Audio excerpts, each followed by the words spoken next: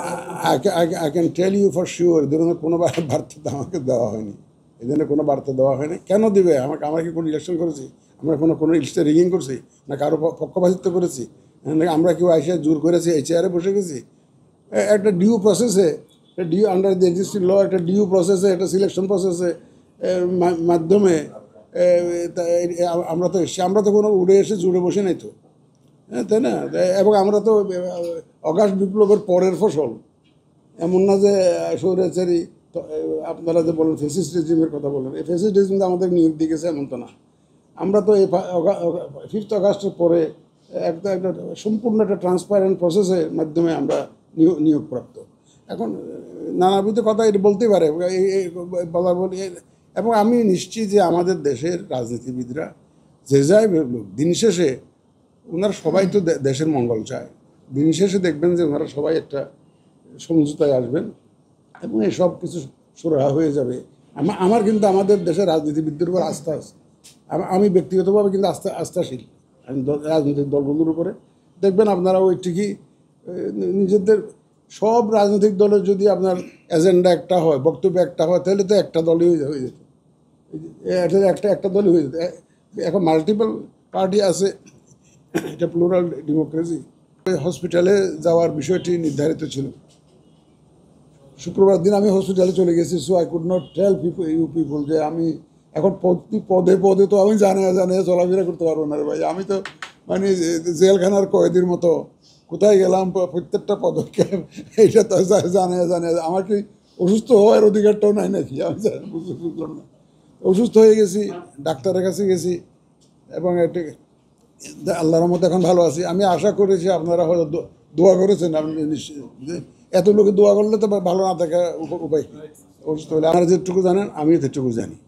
এখন প্রথমে উনি বলেছিলেন যে ওই এপ্রিলের ফার্স্ট হাফে, তারপরে তো যে বক্তব্য আপনারা শুনতে, আমি আজকে আবার একটা দেখলাম যে সময় টিভিতে একটা জিনিস দেখলাম যে ওই মার্কিন পররাষ্ট্রমন্ত্রীকে উনি ফোন করেছেন, ওখানে নাকি বলেছেন যে আগামী বছরের প্রথম দিকে নির্বাচন এরকম। আমি জানি না, আমাকে তো এই যে আমার তো এই নিয়ে কোনো তারিখ নিয়ে তো কোনো কথা হয়নি, সম্ভাব্য সময় নিয়ে কোনো কথা হয়নি। কিন্তু ওখানে শুয়ে যে সমস্ত নিউজ আমি দেখতেছিলাম, আমি নিজেকে নতুনভাবে আবিষ্কার করতেছিলাম বারবার করে চ্যানেল। এই জন্যই বোধহয় আমাদের ধর্মে আমাদের রসুলের একটা হাদিস আছে যে তোমরা অনুমান দ্বারা পরিচালিত হইও না। বোধহয় এটা আমাদের হাদিস। আমি কালকে হাসপাতালে শুয়ে এটা চিন্তা করছিলাম এই হাদিস কেন আসলো। কারণ এই যে অনুমান দ্বারা পরিচালিত হইও না, এটা আমাদের রসুলের কিন্তু হাদিস। কিন্তু এটা এই অনুমানের মধ্যে দেখলাম যে কেউ আমাকে পদত্যাগ করাই দিয়েছে, কেউ বলেছে আমি কথা বলার পর অসুস্থ হয়ে গেছি, নানা ধরনের ব্যাখ্যা বিশ্লেষণ। দেখেন, আপনারা প্রায়শ বলেন যে আপনার সরকারের সাথে কথা হয়েছে কিনা। সরকার তো কোনো প্রধান উপদেষ্টা একজন না, তো সরকার তো বিশাল বড় ব্যাপক অর্থ বোঝায়।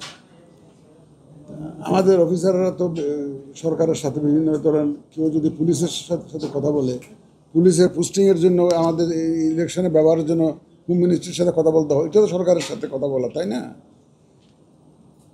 বিভিন্ন বিষয়ে অনেক সময় অফিসারদের, আমার যদি একটা অফিসারের যদি পোস্টিং করা লাগে, যে তাও তো পাবলিক অ্যাডমিনিস্ট্রেশন মিনিস্ট্রির সাথে কথা বলতে হয়, ওটা তো সরকারের সাথে কথা বলা। বিভিন্ন পর্যায়ে বিভিন্নভাবে আমাদের সরকারের সাথে যোগাযোগ করতে হয়। শুধু মাননীয় প্রধান উপদেষ্টার সাথে দেখা করাটা সরকারের সাথে যোগাযোগ না। কিন্তু তো আসলে যে ওই গত বৃহস্পতিবারে ওনার সাথে তো আমার একটা সৌজন্য সাক্ষাৎ হয়েছে, ওটার ব্যাপারে একটু পরে আসছি।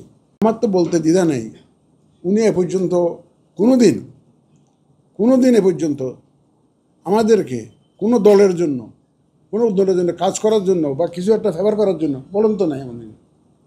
এবং উনি পরিষ্কার ভাষায় বিভিন্ন জায়গায় বলে বেড়াচ্ছেন, এবং উনার যে কথাবার্তার যে নির্দেশনা আমরা যেটা বুঝতে পারি যে উনি অত্যন্ত একটা আন্তরিকতার সাথে একটা neutral, free, fair, credible election জাতিকে উপহার দিতে চান।